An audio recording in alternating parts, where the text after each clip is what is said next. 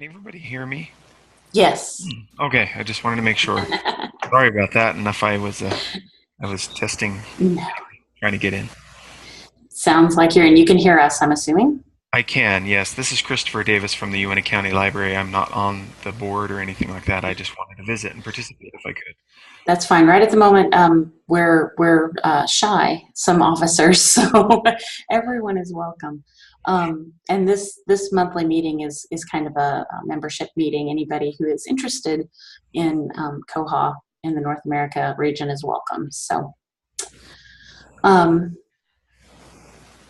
okay, so we're recording. Welcome to the North America Koha meeting. I'll start off by announcing again what I just said before I hit recording. Our secretary of the group has left to move to a job in Texas. Right after the conference actually was her last day. And then we just found out a week or so ago that our vice president has left his position to go work for Bywater, in which case he's no longer able to be the vice president. And so we are now short Two officers. two officers. So one of the things that I wanted to talk about was how to manage that situation. We don't really have official bylaws in place for the group. We're still pretty young, so we don't have any. I mean, we just got officers. In February of this year? So we're not real. I'm not real sure what the general procedure is for replacing officers mid-year. If any of you have experience with that in other organizations and have ideas, please feel free to hop in and. I think in another organization that I'm involved with, when that happened, I want to say it was similar, just people in attendance at the meeting.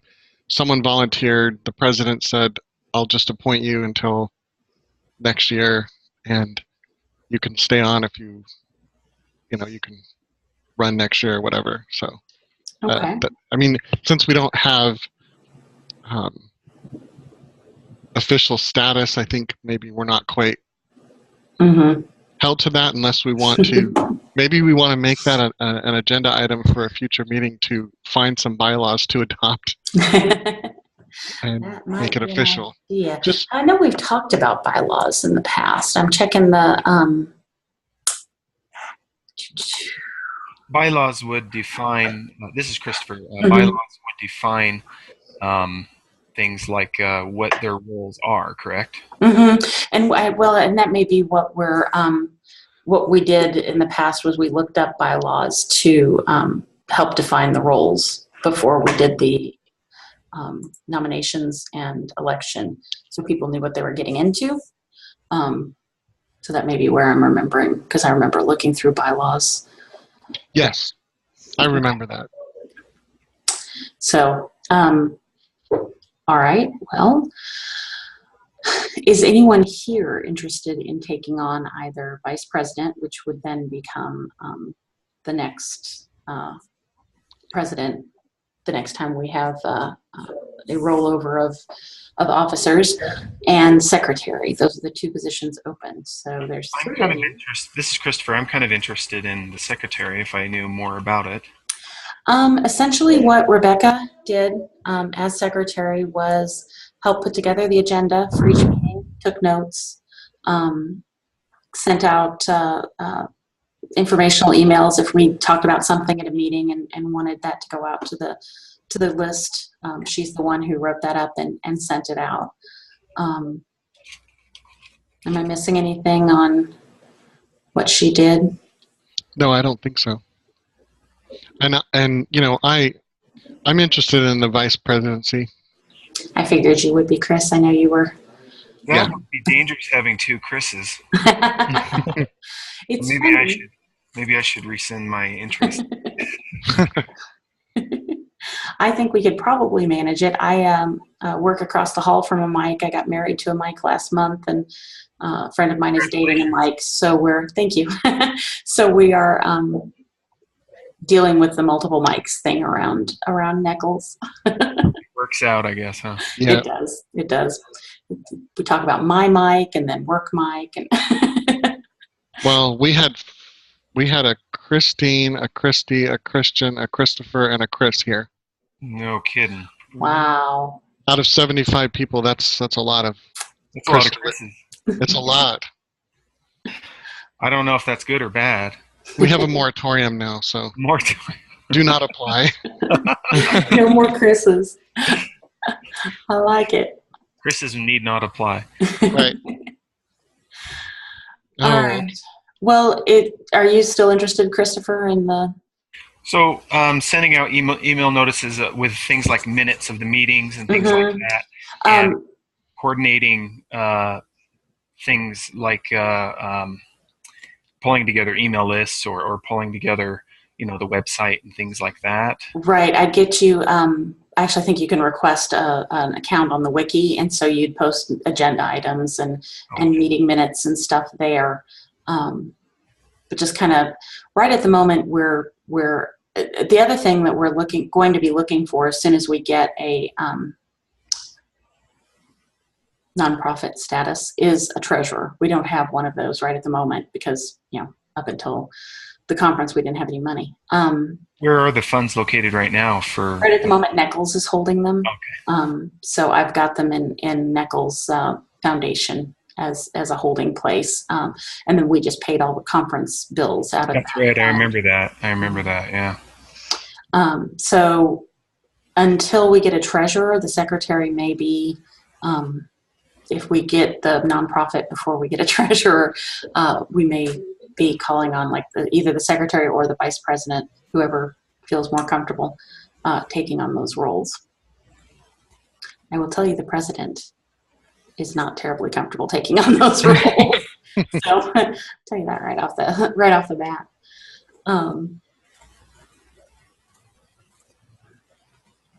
Okay.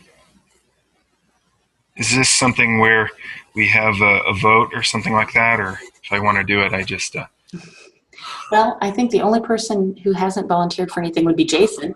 So I'll volunteer to appoint these two people as our You'll second that motion? All right. officers. All right. Well, then I will consider you all appointed. I think so. Hopefully I know what I'm getting into. Well, we're such a new organization. I don't think any of us knows exactly what we're getting into. But you all seem like nice people too. We try. Nice to the Chris's. Yes. Congratulations, Chris. Oh, thank you. Thanks, Rob. Congratulations to both. All right. Well, I'll make the change on the wiki because right now it still has Nick and Rebecca in those positions. And then work with you, Christopher, to make sure you've got an account for the wiki. Okay. Let me know if you have any problems there. Okay, so that business is taken care of. We'll call it done. I have a question for Chris, actually. Mm-hmm. Okay. Chris, you as vice president, and Robin, I take it you're the president. Is that right? Okay. Who's sort of in charge of outreach? Would that be more of an executive, or would I be doing something like that as far as getting people to the meetings and advertising it and beating the street, so to speak?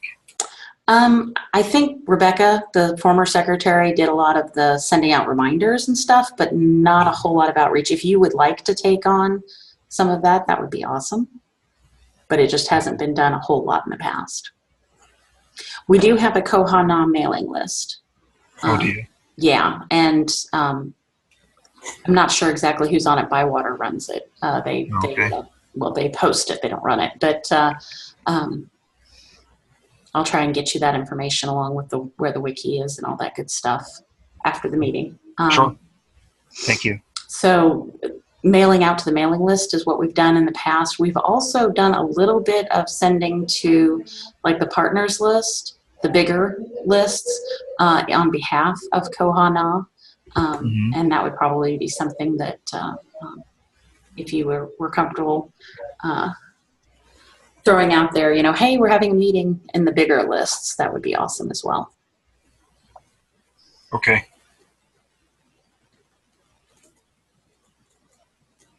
Sorry, I'm just writing it down. Sure.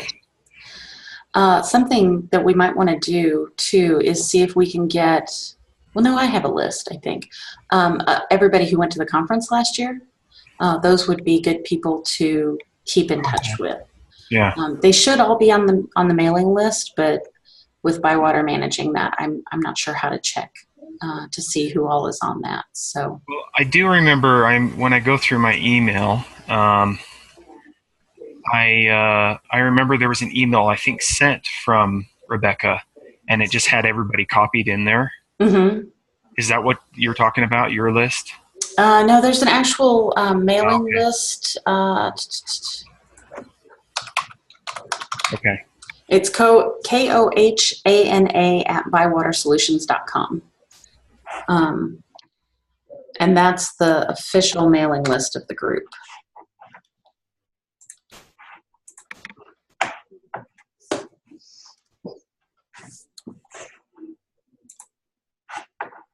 Yeah, Jason just put that in the chat. Thank you, Jason. I always forget Sure. that's there.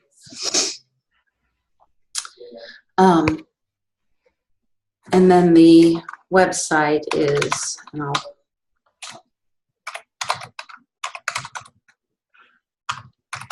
Is it koha-NA? yeah. Yes. Gotcha. And that's the wiki. You can request an account on the wiki, and I will approve you, and then Okay. you'll be good there.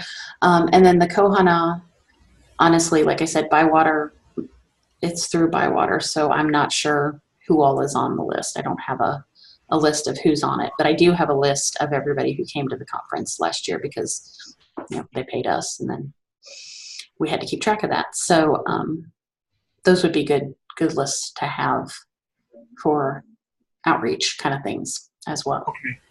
Thank you. Mm-hmm. There was one other thing. Oh, no, the officers. Oh, Chris and I had talked a little bit before the meeting officially started. One of the things that we're doing is trying to set up a nonprofit organization so that Nichols doesn't have to manage the money next year for the conference. So Kohana is its own entity and can manage its own money, which is why at that point we'll need to have a treasurer to keep track of those things. But until then, Chris has been looking into what the process we'll have to go through, and he has suggested that we try and get a lawyer involved, see if there's a lawyer who can do the paperwork part of it for us. We do have about $900 left over from the conference that has been earmarked almost exclusively for this process. If there's anything left over, that will be the seed money for next year's conference. But we did, in a previous meeting, vote to use the money for becoming a nonprofit. So I guess I'm just throwing out there that unless anyone has any objections, I can ask Chris to look into getting us a lawyer and going through the process of becoming a nonprofit that way. It sounds like a good idea. One thing that you might consider, if there's anybody in the Koha community who has, Juris Doctorate or something, who is willing to look at it. I think I sent out something to the Koha list, but I'm not sure I have sent it out any wider than that. So I don't know, Chris, are you on the partners list? Do you have any? Yes, I am on the list. I think it would be fine to send that out to the wider list. If there's someone who can either volunteer or give us a better price than just a random lawyer off the street. That's what I'm trying to do. I'm trying to find somebody who has an interest in helping nonprofits. Well, obviously they would. But I mean, if we have somebody who is already familiar with library, we don't have to steep them in how libraries work and things like that. Yes. And I think that's important as well. That's a good idea. That's okay. Do you guys want to, let's see, Christopher, would you like to send out an email to ask about that? If there's anyone interested? Okay. Yep, I will do that. Awesome. Okay. And again, if I can write checks and send them on notice, that's how we'll have to pay it. I just have a access to the bank account, and I'll just have my business person write a check and send it off. If we do, even if we get someone who is willing to give us a discount on the list or whatever. So that's how that'll have to work, again, until we get a treasurer. The only other thing that I can think of is we are moving from Pier 1 hosting to Rackspace. I don't know if you guys know where you all are hosted. But we'll be doing that, I think, not this weekend, but next weekend. So, I know. Oh, go ahead. Sorry. Yeah, we're on Rackspace. I think we must be on Pier 1 because Larry had mentioned something about moving us as well before we're upgrading. Yeah. But he hasn't gotten back to me on that. Okay. Well, we got back with him, and I guess the Pier 1 setup is bare metal, and the Rackspace setup is going to be a lot easier for them to manage. So hopefully that will go well. You guys happy with Rackspace? Chris? Well, we've never been on anything else. Okay. The only thing I can say is two things. When we first went live in 2013, our server was sized too small. And so we went live and went dead like within an hour. No. So they had to move us over, which they did, I think, in one day, which was fine. But we have since then always asked for way more resources than is recommended. So I don't know if that reflects on Rackspace or if it was just our particular library is busier than Larry thought we were. It's possible. We are apparently way over provisioned, but we were the ones that had the every 5 I think it was every 5 minutes the entire system would stop for 15 to 30 seconds because we had so much traffic, and the indexing just stopped everything. That's when they put us on Pier 1 and put us on this monster machine.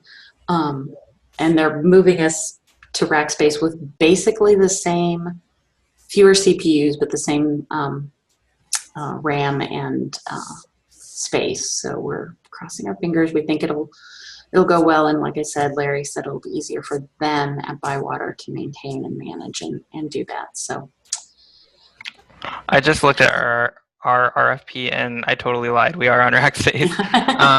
And Chris brought back the nightmare there because we did have a problem when we first moved over where it kind of just crapped out. But they got us back up pretty fast. Okay.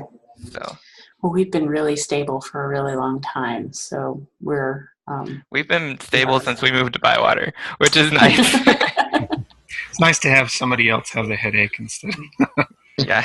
Yes. Well, when we had here in Kansas, we had all of our websites for like 2 or 3 days. We're having issues with access. I mean, sometimes you could get in, sometimes you couldn't, and they were all very, very slow.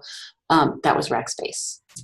We had just moved to Rackspace like the month before, and then all of a sudden they had some issue with their back-end storage vendor, and access to the websites was iffy. Sometimes you get in, sometimes it would time out. And that was pretty much every small website in Kansas. And they're all calling me going, what? So that's when Bywater said Rackspace, my thought was, it sounds like a different, we've got our cloud stuff in Chicago, and it sounds like they're going to put us in Dallas. So ours is in Rackspace through Bywater Rackspace in Fort Worth. Same, okay. basically. I think that's where we're. Yes, that's where we are. Okay. Okay. Well, cross our fingers. Any technology project just has too many variables. Exactly. So yeah, I think Saturday at 5, the 21st, is when our changeover is supposed to happen. And then Sunday morning, we're supposed to wake up and be rackspace customers. So. Okay. All in good measure. Yes, yes. Hopefully. Was there anything else anybody wanted to talk about or ask about? I know there are some upgrades coming up. Well, actually, yes, this is, we have been looking at a lot of the developments that are listed on the proposed developments, and we are the, we are on libkey. I realize it's not Koha, but we do use libkey, and we've been putting in quite a bit into development, and we're looking at trying to go to a printing solution through libkey. So I'm just spreading the word out there because it's a significant cost for the development, and the more people to chip in, the better. But not only that, just because the more input we get, if somebody says, well, you know, whatever, it's not going to work this way or it will work that way, I'm okay with hearing it, even if people can't contribute, obviously. Let's see, the other thing. So, you know, we had that big RFID AMH project, and we are fully, the project is complete. So we're fully on RFID and AMH at all of our locations. And it's going fine as far as Koha is concerned. Excellent. Yeah, so we're thinking, you know, that back end works excellently, and the SIP is faster than it's faster than any person could physically check out. You know, you just put a stack of books on there and it goes bing, bing, bing, bing, bing. Yeah. We've been using TechLogic flavor of self-checkout RFID, and we have an AMH as well. And we've had some. I don't like SIP, but I've learned to live with it and whatnot. And but it is, when it works, it's pretty slick. So yes, congratulations, Chris. That's not an easy thing to do with Koha. I say that because it hasn't been done very often with Koha. I think we were the first TechLogic customer on Koha. I think the other one, the other library was on Biblioteca Sorter, Biblioteca Sorter or something like that. And so we were the first ones. And anyway. Okay. Well, yeah, congratulations. So, okay. It's good to know. What library are you at, Chris? Roseville Public. We're a suburb of Sacramento. Okay, thank you. Sure. We have 3M, or as I'm calling it, Triblioteca now. Yeah, no kidding, right? That's a crazy thing. Yeah. So we still have, of course, all of our 3M hardware and software. They're not going to pull anything out. They're just going to support it, I think, until it dies, and then try and figure out which is the best of breed. And yeah, hopefully they won't kill it, but well, we've been through that. Yeah, I know. We've been through that with Horizon. Yep. Yeah. Yeah, that stunk. Yeah. So we know what will happen. Okay. That's all I have. Okay. Well, I'm interested in the libkey thing. We have one library right now that's using libkey, and I'm not sure how interested they are in print, but I know other of our libraries might be, and I know we've spent out our development money this year, but next year's coming. I know that's the biggest thing for us. We use Visionware, and if libkey had a printing component, which Kyle at the Kohana conference said that there is a vendor, I can't remember which one, I have to look through my notes, but it does integrate. They'll try to sell you on their product, but they do integrate with it, and so it'd be nice if it were native, though. Yeah. Yes. Well, we're planning to do it in phases, so I could send out more details about what we were planning to do, so that people can make informed decisions. I keep running against libraries that say, "Oh, that sounds great, but we just added Wi-Fi printing within Visionware," and I'm like, "Oh, That's what we did too. Yeah. We have several libraries that use Envisionware, but none of them are using the print management part of Envisionware. Of course, most of our libraries, it's the bigger ones that use EnvisionWare, and even they only have 6, 7 computers. So, Oh, you know, well, we're talking very small libraries. yeah, we have 80, so. Yeah, no, my previous library, where we had EnvisionWare and the LPT1 and the coin and bill thing, we had 35 computers, and I can't imagine even trying to manage that many without some Right. automation. So yeah, 80, I can understand. Okay, you made me think of something. Oh, the only last thing, I know this is like turning into just general library tech questions, but what do you guys all use for point of sale? Or what, that's our last EnvisionWare product. We're actually in the middle of a troublesome upgrade right now, but we're trying to come up with a better solution. I mean, we have Comprise card readers attached to our self-checks, but I'm talking for the staff desk. We have been looking at something that's not going to help you out a whole lot, I don't think. It's CanPay, and it's Kansas state payment system. It runs about the same cost. I've got one library that's using Stripe with a WordPress plugin, and this CanPay is about the same, but you get free card readers with CanPay. So you can, and they're just little USB swipe card readers. Yeah, swipers, and they you can have as many as you need. So you can have one on every desk, or you can do, and they have a check reader that's about the size of a Kleenex box. They said those. But you can, run checks through that as well. We just had a demo of it not too long ago. I would check and see. It looks like, even though it's CanPay here, it looks like it might be a national organization behind it. So there may be a California Pay. You might want to check with your state and see if there's something that they offer that's like it. But they're competitive with the costs. It's about roughly the same as a merchant account, cost-wise. And they've got lots of neat bells and whistles, including integrated event registration and stuff like that. That's just free. So wow, that is cool.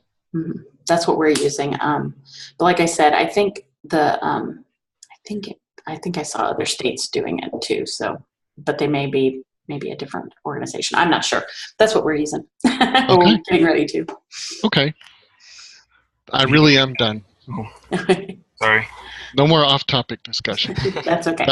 I need an agenda to keep me to the...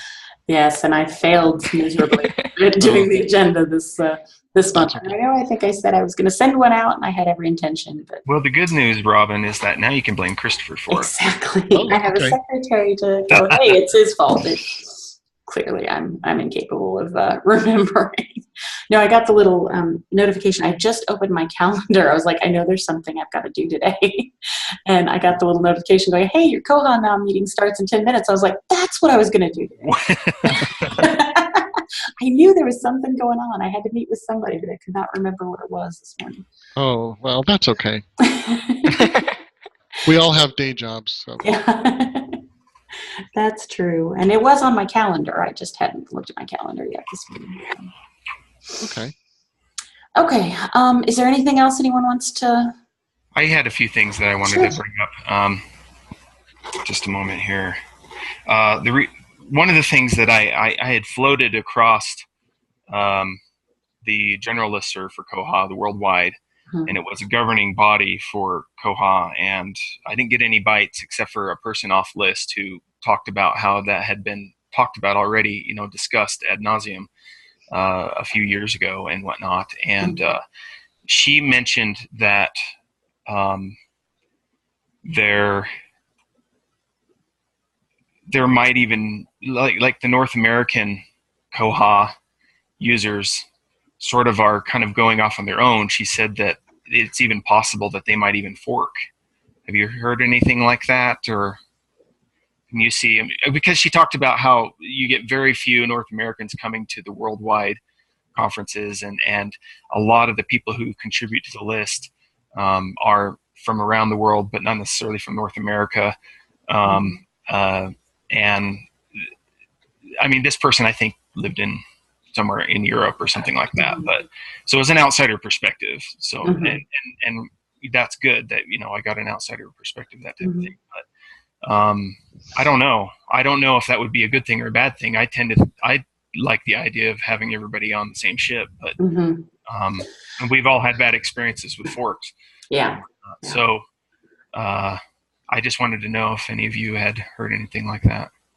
I have not. I do know my organization will probably never send anyone to an international koha. Yeah.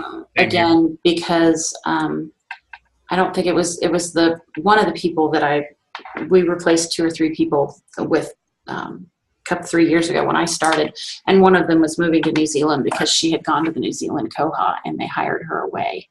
And Nichols was like, we paid to send somebody to New Zealand to get another job.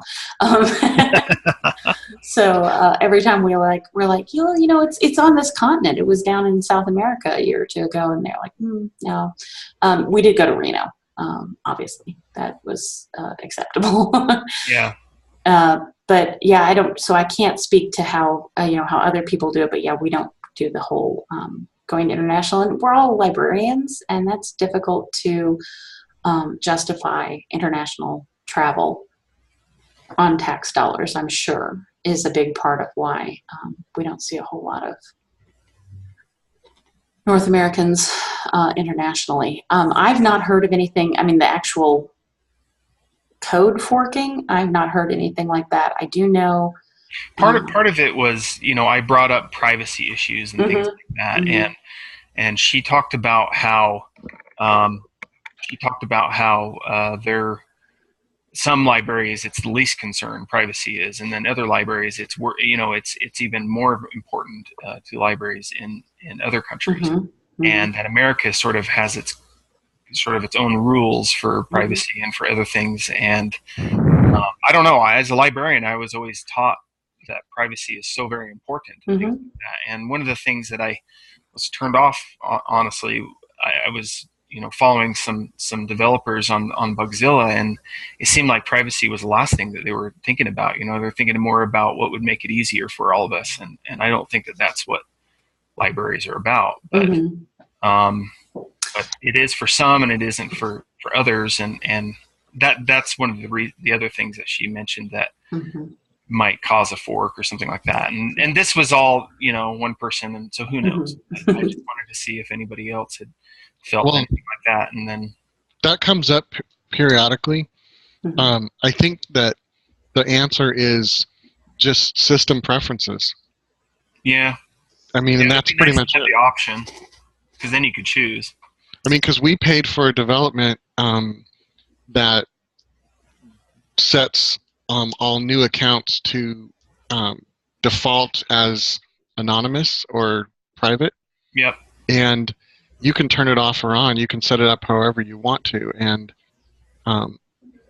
there are, I know there are libraries, and we're kind of somewhere in the middle where we follow, privacy rules because of our municipality and because of trying to follow like ALA kind of recommendations. Librarianship, yeah. Yeah, but on the other hand, not to the point where it stops us from being able to do business, but we are very, very careful about that. I mean, we shred every single piece of paper, even with a name on it, even if there's nothing else on it. It's shredded. So I think their perception of a fork is,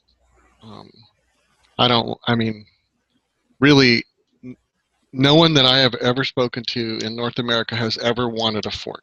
Yeah. In fact, I would oppose it to the end, because that would ruin. It would destroy Koha, because for one thing, we would lose all of the developers that are working in other countries. That would be it. And like you said, there's just not a whole lot of developers here in the States. I mean, we've got a few, but the vast majority of what seems to be going on is European and New Zealand, quite frankly. Yeah. So. Yes. We would lose, definitely lose those people. And end up with a third flavor of Koha, which would not be fun. Yeah. Well, it would taste bad. It would taste bad, and it would probably end our participation, because we wouldn't be able to justify. Our city would become too concerned with sustainability if it were to fork.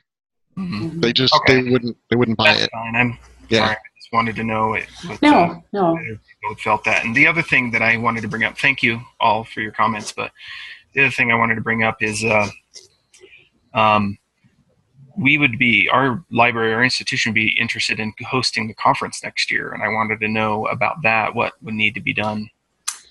Yeah, I was going to bring that up because turns out we sent out the email with all the proposed locations last November. So we're kind of behind schedule on that if we're Okay. trying to.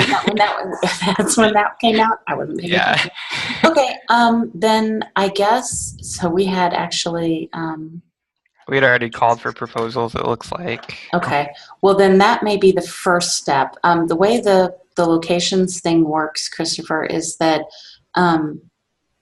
people propose to be the host location, and then the membership votes on it, and whoever gets the most votes, that's where we go.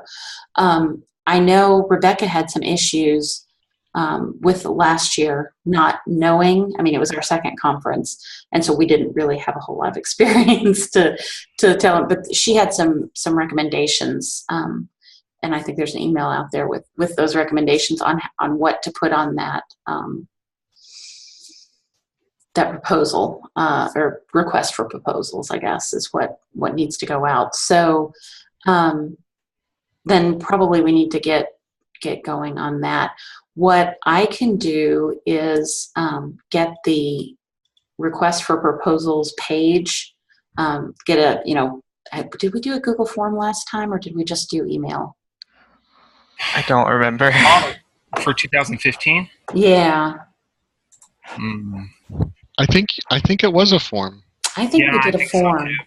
So That does seem right, yeah. And I don't remember if I did that one or... We had to mail or... separately our check to Nichols, if I remember correctly. Yeah, that's right. Okay, well, that was the registration form. But there was also a put in your bid form, and honestly, I do not remember. Oh, here, I found the email. Okay. Oh, no, that's not it. I lied. Okay. Well, I may have to look at it. So the RFP for the 2016 conference has already gone out? No, it has not. That's what we're talking about having to do here really quickly because we're apparently falling behind. So you're not too late, certainly. Okay.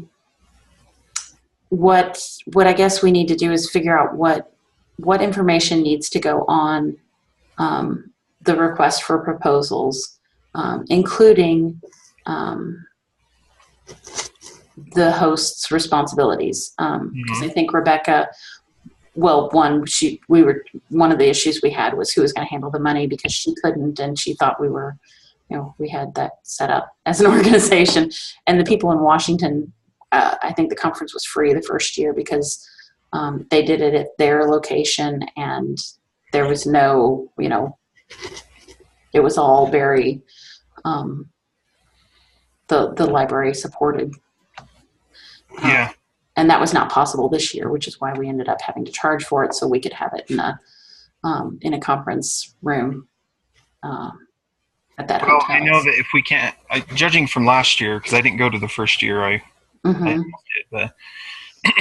wimped out, I guess. But anyway, I think we could handle it because we have we have 2 conference rooms and a couple study rooms and a reading room and things like that, and a teen area and whatnot.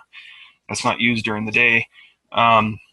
So we could handle that, but if not, the county has a conference center as well. So I know we could handle it either way as far as we wouldn't have to rent one, or it wouldn't be that expensive, I don't think. But that makes sense to have the expectations of the hosts and whatnot. So we'll need to put that together and get that out to the list so that we can get people to send in their proposals. Get that voting going, essentially. Jason, would you mind? I assume that I'll be doing this. Is that correct? What? Okay. Jason, would you mind sending me that email? I think I can get it, but and if I get it, I'll let you know. But sure. Would you mind sending me that email so I can see what we did last year? I'll see if I can find it. The one I was looking at was not correct. Sorry, you're cutting in and out. I guess my internet is not great. Can you post your email address in the chat box? Sure.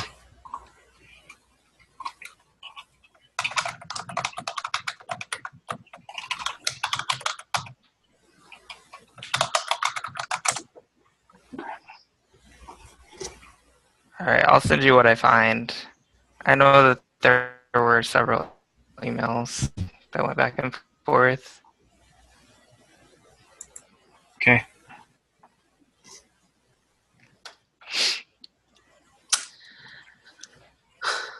Those are the only two things I had. Okay. We're good to go And there. I have like the well, Jason's email that you sent out. We had the meeting site proposals up on the wiki. Oh, did you? Yeah, the Burlington. Yeah, that's all I'm finding. Yeah, but that's. But we sent out something before that so that we could bring in proposals, right? Yeah. I don't know where that email's at. I do remember an email though, so I know you did it. Yeah. I'll vouch for you. I know it happened. I remember seeing it, but. Okay, I've got Chris's. He attached the proposals. Let's see, Unitah County Library? Yeah, Uinta. Uinta, okay. It looks like you guys put in a proposal one year in Vernal, Utah. Mm-hmm. And then we put in a proposal. And then Rebecca. Okay, so this is last year's, but I can't tell where it came from. It looks like Christopher put them together. Christopher Brannon. Brannon, yeah. Gonna have to start using last names. You can just call me Baldy. I'm the Bald Christopher. Yeah, that's okay.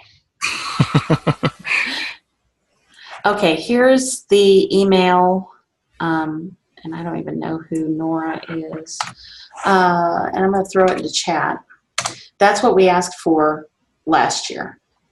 Basically, we just asked for emails with this information that I just put into chat. So location and kind of conference facility, dates when the meetings could occur, information about transportation, how to get from the airport to your location, hotel lodging that would be available, and then anything else we need to know about the location. Okay, I'll cut that off there. That's it. And what makes it a great choice for this meeting. So yeah, we just did it by email last year, it looks like, because there's the rest. Okay. So what Rebecca thought should be added is just a little blurb about how the conference, and again, if we have our own nonprofit, the conference can take care of any money and things like that. So the expectations of the conference host, right? Yeah, the expectations of the conference host, who what we expected, but it sounds like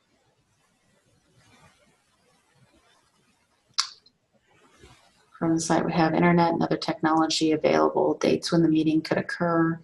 And see, I think part of the problem was Rebecca was thinking we could use the Mercyhurst location, and found out that was not going to be possible after she put in. After the fact, after she won, basically. So that's why we were spending so much time with where is it going to be, is because of that. So yeah. I don't know if you think there's anything more that you need to know. I can go ahead and, did you put your email in the chat, Christopher? I did. There you are. I will forward this whole email to you. What was sent out last year. Okay. I probably have it somewhere too, but that'll be great to have that. Okay.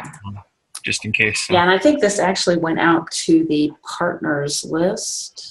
Yeah, it went out to the Koha list, and it was actually announcing the new Koha Knob mailing list, so it's got the email address there too. Okay.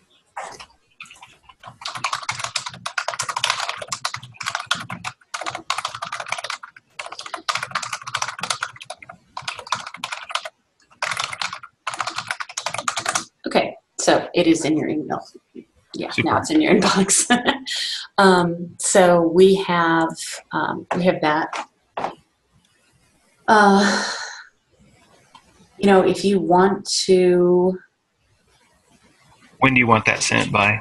Is that what you're thinking of?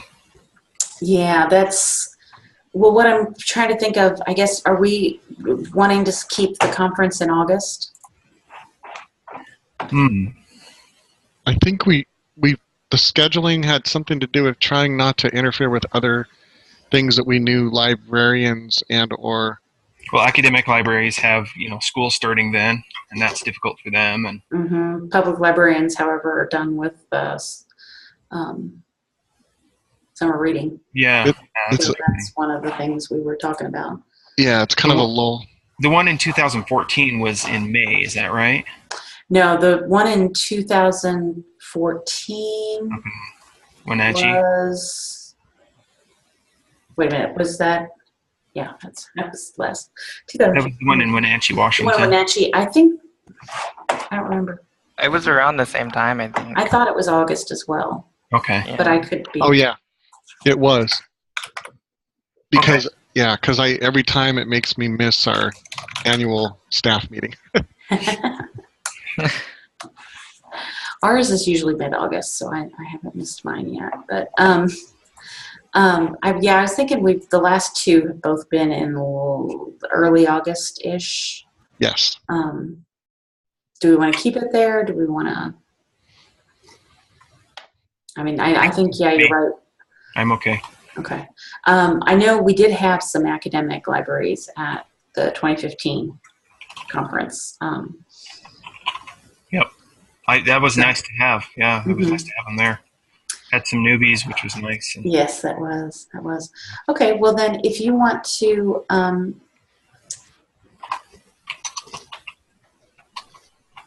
okay.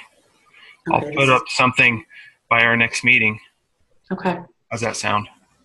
What I can do, if everybody, Chris and Robin, I have yours, Jason, send me an email, then I can get everybody's. And are you still looking for that? Robin, you'll send me that email, the contact list. Is that right, from the conference? Right. Actually, the email that I sent you has a link to Has a link to it, because it was announcing that email list was created, as well as the request for proposal. And all three of you are on that list. Is that right? Chris and Jason. I think everybody is. Okay. Yeah. Okay. What I will do is I'll email it to you in a week or two, and then you can proof it, and then we can actually send it out. Okay. I don't know. Is that something we need to vote on? I don't think so. Just let it happen. Okay. Just want to make sure. I think last year we had our proposal deadline was January 15th. Okay. So we can push that back a little bit if necessary, because of course the holidays, nobody's going to have a chance to do much of anything. So we can go back to February, but we do need to have something chosen fairly quickly. And this is just the proposals. Then they'll need to be voting, and then we'll need to have it figured out in time for people to budget. Yeah. True. Where they're going to go, because it does, depending on where it is in the country, it'll cost different people different amounts of money. So it'll cost me a lot, obviously, to drive 5 minutes to. Yes, well, but okay. So sounds good. all right, yeah. Okay.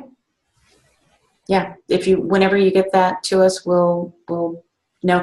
And I think we are sending out. I know we sent out this last one to the Koha mailing list, and I think we probably need to do that as well. Send it to the partners list as opposed to just the Koha NA list. Yes. Just to catch folks who aren't necessarily on Koha NA yet. Okay. Sounds good. Okay. All righty. Anything else? I think that's all for me. Okay, great. I'm going to go ahead and stop the recording then.